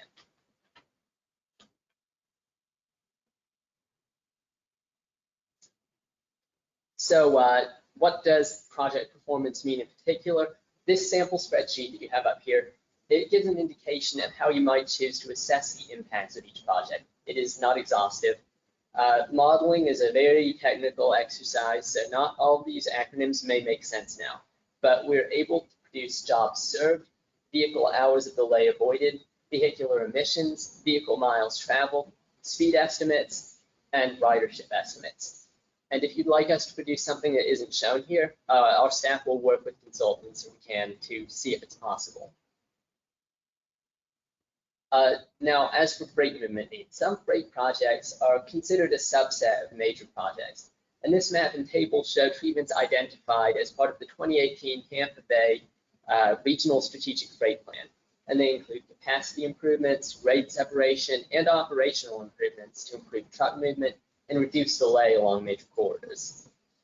An example would be CSX at US 41 grade separation. US 301 improvements from Selma to I-4, I-4 and I-275 improvements as well, including the Howard Franklin Bridge replacements. Other freight treatments are operational, such as ramp metering and shoulder running. The investment trend is approximately $12 million per year, which improves interstate reliability by 16% and reduces delay costs by about $12 million. Increased investment to $16 million would pay for itself in time savings, and it would improve reliability by 34%. Now, as for equity needs, the results of our first ever equity needs assessment show that for 15 disadvantaged areas to catch up to the countywide average for asset condition and safety performance, we would need more than 419 miles of bicycle lanes, 178 miles of pavement resurfacing, about 450 miles of sidewalks built or rebuilt, and about 234 more miles of tree canopy. All 15 focus areas had their performance assessed compared to the countywide average, and 9 of the metrics are shown here. The second column from the left that says target area with the greatest disparity, that shows the communities that are currently performing the worst. But the full needs assessment will be presented to you next month, and it will include some detailed estimates of the cost to improve all of these areas. So to put all the pieces together, now that we've overwhelmed you with all this, the next task is to simplify all this detail down into a series of decision points. Using the results from our public survey and the conversations with this committee, all the committees, the board, and our partners, we hope to better understand the performance desired for each need, for pavement, bridge, safety, congestion, transit, rails, transportation, disadvantage, freight, and major projects. Do you want high performance, trend performance, or somewhere in between? Then we'll all have to start considering if our existing revenues can afford that performance, and if not, maybe start to explore tapping into some potential sources to fund projects. To help us get the ball rolling, you all should receive the paper survey in front of you to fill out, and that will let us know what your top priorities are. And these results don't commit you to anything down the road. This is just sort of an initial idea of where you stand at the moment. So blue bars on this graph represent existing revenues, while the gray are just potential revenue sources. The potential revenue sources are general estimates of what funding could be available, and they're included just as data points to inform future conversation among the TPO board, committees, and the wider community in the long-range transportation plan development. As conversations go on about what revenues should be considered feasible, we'll keep seeking your feedback to direct us. Now we'll focus in on potential local funding sources. In yellow are the fuel taxes that could fund transportation. For example, the 9-cent fuel tax is set to sunset in 2039, but if it's reauthorized, we could generate $177 million from 2031 to 2050, which is about $9 million per year. The second local option, fuel tax, has never been levied, but it could generate around $658 million over the forecast period, or about $32 million per year. In orange are the potential sales taxes, including reauthorization of the community investment tax, or a new charter transportation surtax. And the green bars show revenues available if property taxes are used for transportation, including if Hart's millage were increased. Currently, Hart's millage is 0.5, but it has a potential limit of three mills. But all that would require a referendum for a charter amendment on the ballot in Hillsborough County to approve that change. And so finally, in blue, we have all the other potential local funding sources that we've identified, such as a transportation network company fee. That's basically a tax on an Uber or Lyft. and a vehicle miles traveled fee. Although this would require an action of the Florida legislature to enable local entities to pursue. Now, to help put this into context, I'll walk through two scenarios. Here's an example scenario from the 2040 LRTP that considered maintaining existing revenues, but refocused funding to the TPO investment programs like good repair instead of road widening. And this breaks it down to expenditures based on transportation investment like bus service, crash mitigation, bridges, etc. The next scenario with a 1/2 cent sales tax with a focus on roads, in particular local and state priority road projects. And you'll see that the overall revenue expenditures and revenues, they're higher here because there's a new potential revenue source added. And these are only two examples out of an infinite number of possibilities, and we need your help to refine which scenarios should be tested in the long-range transportation plan. So to wrap it all up, no formal action is needed from you today, but we want VPAC's input on spending priorities and also funding strategies to explore. In the spring, we're going to bring back 10 scenarios that match performance to available revenues. And we'll open up that discussion to the committees and the board with a goal of finalizing a single scenario in the fall. And that's all I got. Thanks again. Question is, what's the lifespan of the bridge? I know you've been planning for 40 years. Look it up online, it looks like 100. Yeah. Is it built right?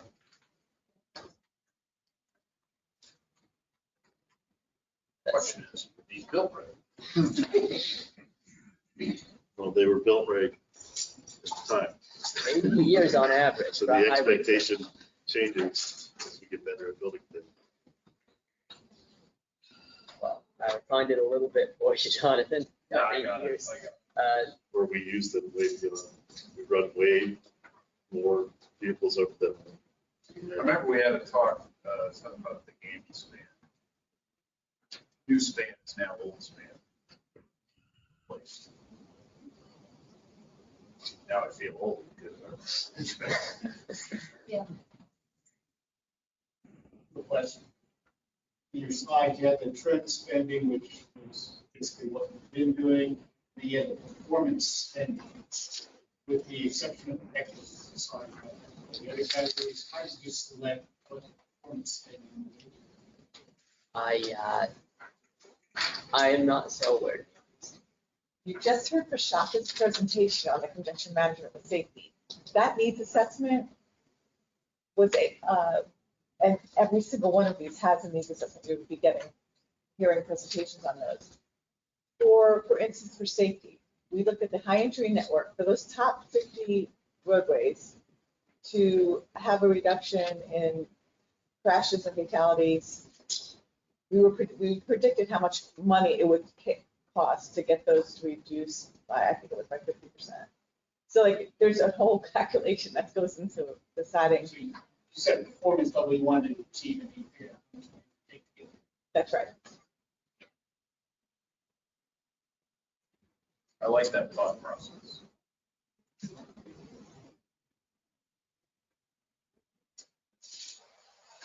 When we're done. Yeah, if you can turn these in, we're, and again, this is just the beginning of coming up with these ideas about what our community wants to see funding spent on. And it's nice that we have these performance measures that the federal government required that we look at our expenditures and base it on performance. But we had started doing this even before that became a requirement, because it makes sense to people, it makes more sense. That help? How many years between my roadway being resurfaced? 100? 20? It gives you kind of an idea of what the money is spent for and what it means. Thanks, Gina.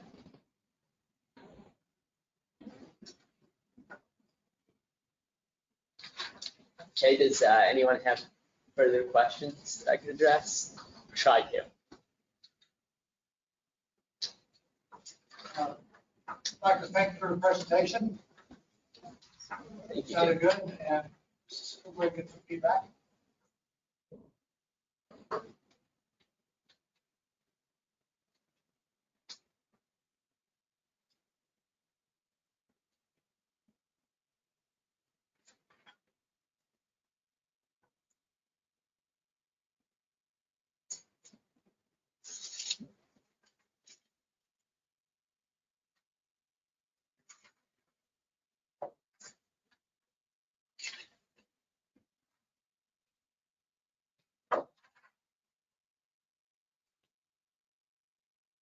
Jim,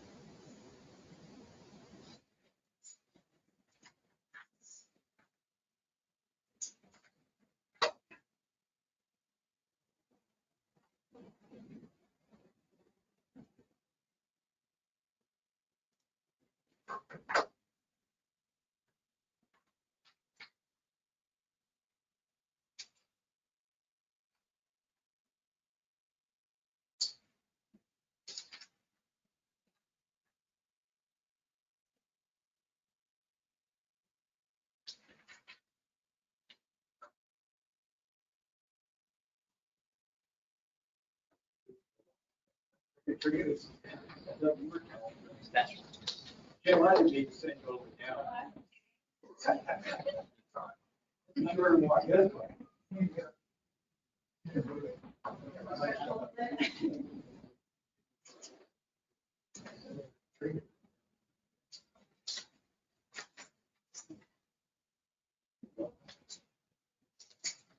Okay, is there anyone who's still working on it or? Oh, okay. Thanks, Mike.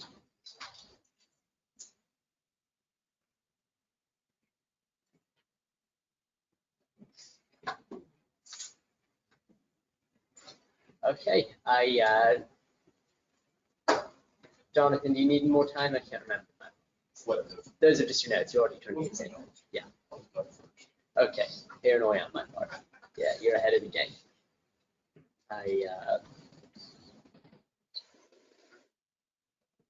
Okay, what was the next item? We're ready to move on, Jim. Oh, yeah. Oh, sorry. Next item on here is feedback top 10 project. Wonder who's that's for. And I'm one of the people who's in the election. Yeah, I appreciate it. Well, I have my own things I haven't finished yet entirely, but I have taken the information that that you all sent my way about each of your submitted roadways. There are a couple I still need to look into. And then I think there are also 2 locations that we recently learned there are projects already underway on. And I don't think that necessarily means we need to remove them from the list, but at least including that context will be important. But I'll pull up the sort of 0 draft that I have going right now. And I'll move through it quickly because I know it's late, but let's see. And also because it's not impressive yet, so I don't want to dwell on it. But yeah, you'll see my disclaimer there. But yeah, so I have the one on 13th Street, Hillsborough Ave, and so yeah, we're just starting out with a format where we share the background of what's going on the road and what the possible improvements could be, and then the jurisdiction. And I'm obviously using both streets for the intersections and sometimes involve multiple jurisdictions. I'm working in pictures for every location, of course. Yeah, so this still needs some work, and I will keep sending it to you all by email as it's wrapped up. But do you have any thoughts on sort of the overall formatting? So, okay. I just consider doing a separate page for each one. Yeah, that makes sense. Then we can make the pictures bigger. Yeah, I like that. Once once this is a more polished draft, I'll make it 1 page per entry. Great.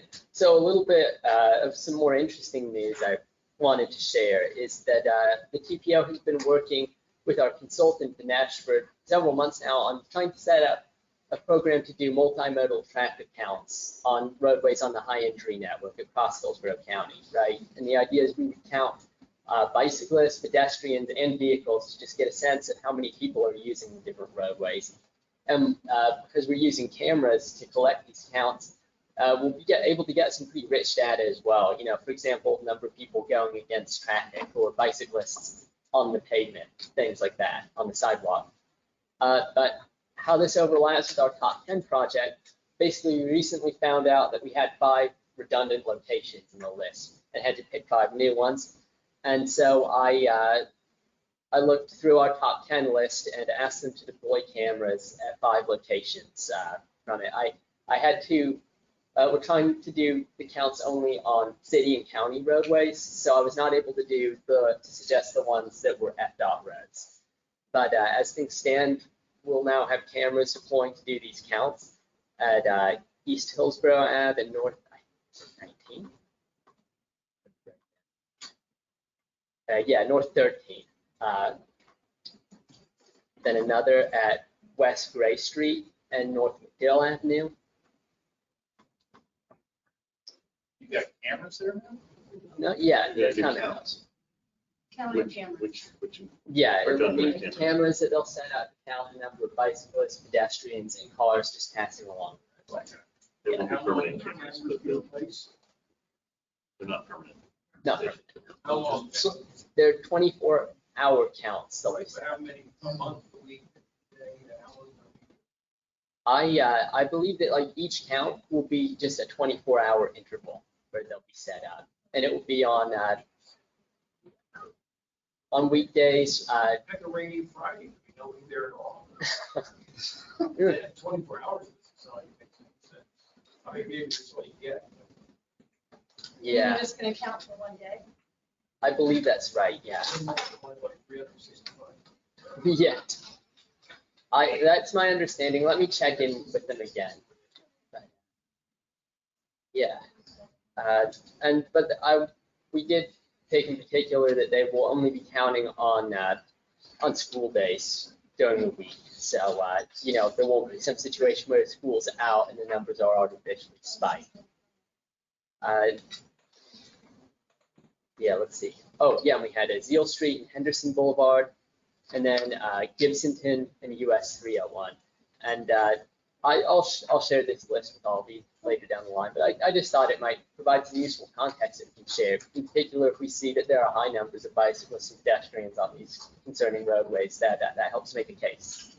Are there more cameras available, or is it just these 4 or 5 that we have to play with, or you have to play with? It was only these 5 that opened up at the time, right?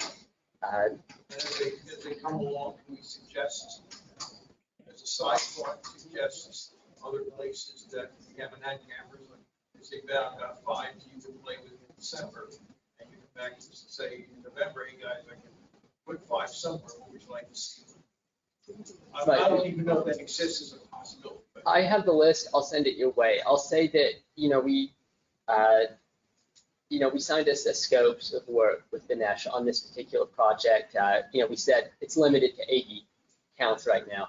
I don't expect more to open up in this particular phase, but I also don't think this is going to be the last multimodal count that we'll do.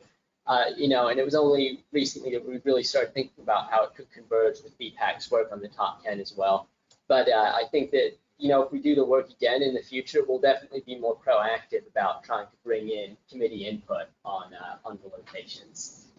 Chris Felleroff was telling us last year, some data that they, data that they pulled down, that was really cool stuff. Yeah, I mean, hopefully we'll get a look at that, and if there's any overlap, we will. That was on trails, and I believe your 80 counts are they're all on things that are named on the high injury network, Yeah. right? So it's not just kind of random locations, it's places that you think you really want to know about, and that people are getting hurt. But That's right, yeah.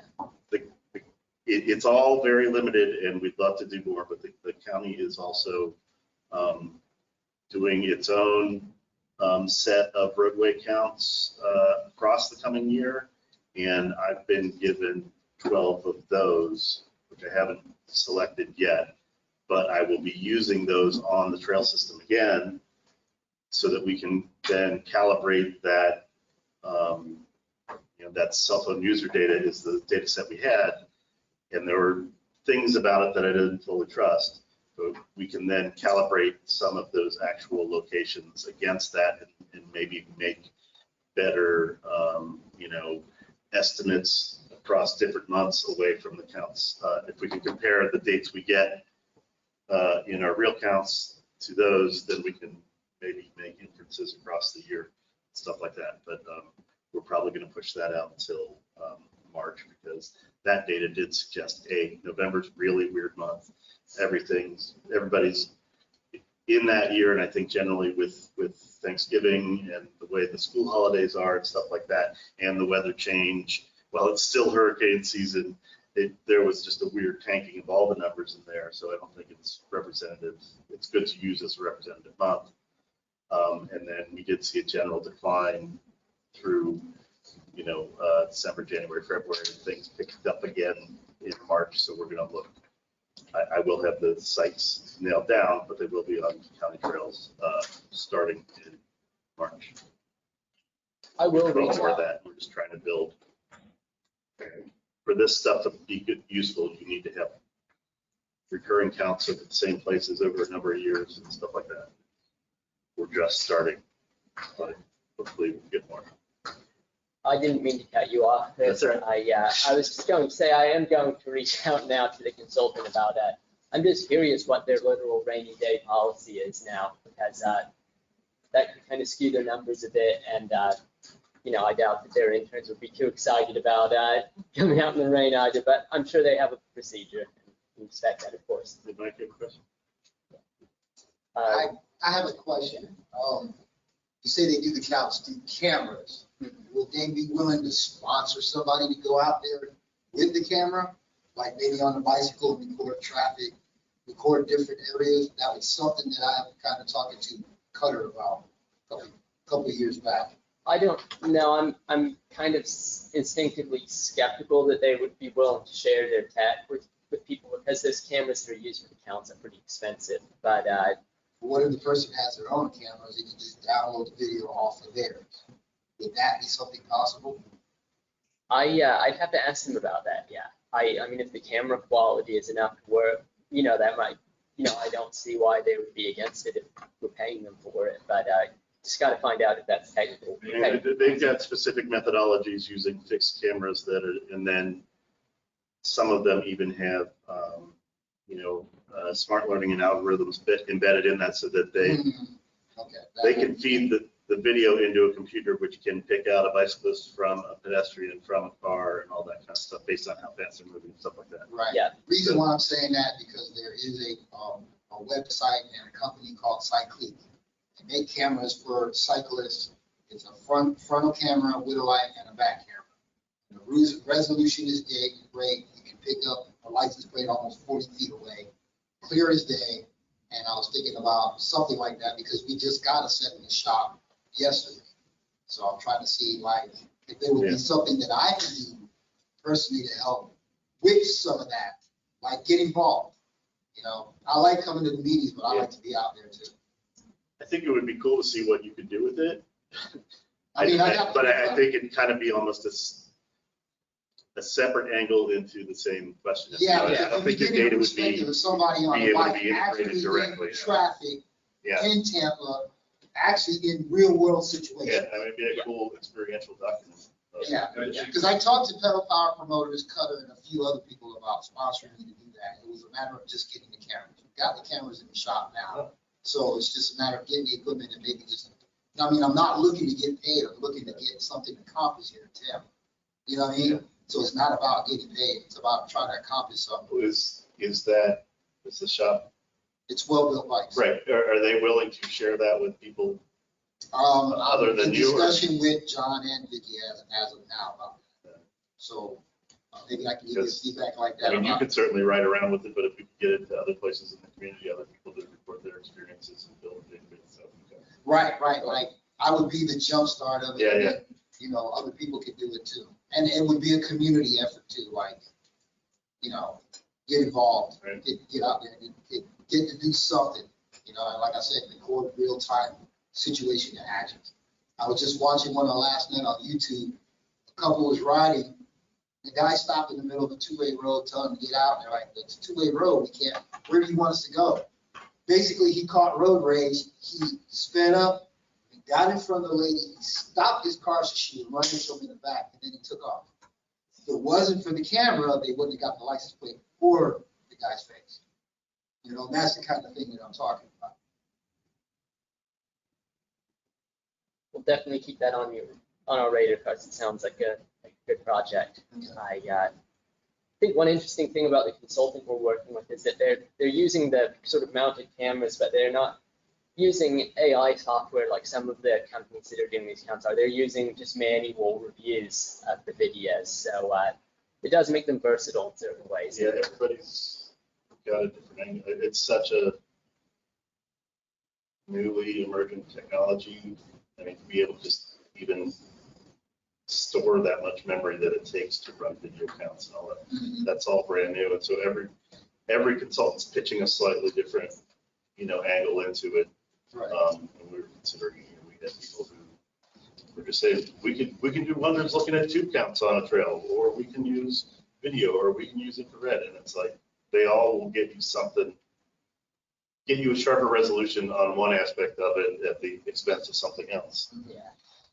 And some people are like, well, if video is in the dark, you know, we'll shut down at 7 o'clock. And I'm like, I want to, if somebody's using my trail in the middle of the night, I want to know. Well, see, that's the thing about those cameras. They Right. have night vision, and the lights. The front light is 600 lumens. Right. The rear light is 200 lumens. Yeah. Literally, you can see far away, and you can ride trails because the lights go out wide enough to be on a trail. So if you had to get documentation of a trail or a bike path at night, it could possibly be done. Your light would scare all the coyotes. Well, thank you all for staying a bit overtime for this. It's been a good discussion. Yeah, Jim, go ahead if you want, but we only have one tiny thing. Okay. Yeah, just an announcement. You're all welcome to this. Every year, we honor the folks who have lost their lives in traffic violence through reading out their names at an event. We do a walk of silence. So that's going to be held this year on November 17th at 5:30. We're going to do it at night this time. We'll have luminaries with the people's names written on those. On 78th Street is the High Injury Network roadway. So we're meeting at the Palm River Rec Center. And it's just it's a beautiful event. You usually have someone that will speak about, like Vicki spoke about her Shot, yeah. And I get the chills every time. So there's always usually a parent or a loved one that's survived that talks about their loved ones. So anyway, you're welcome to do that. That concludes the program for this evening. Motion to adjourn. Yes, one second. All in favor? See some people motion with their feet. Thank you. Gee,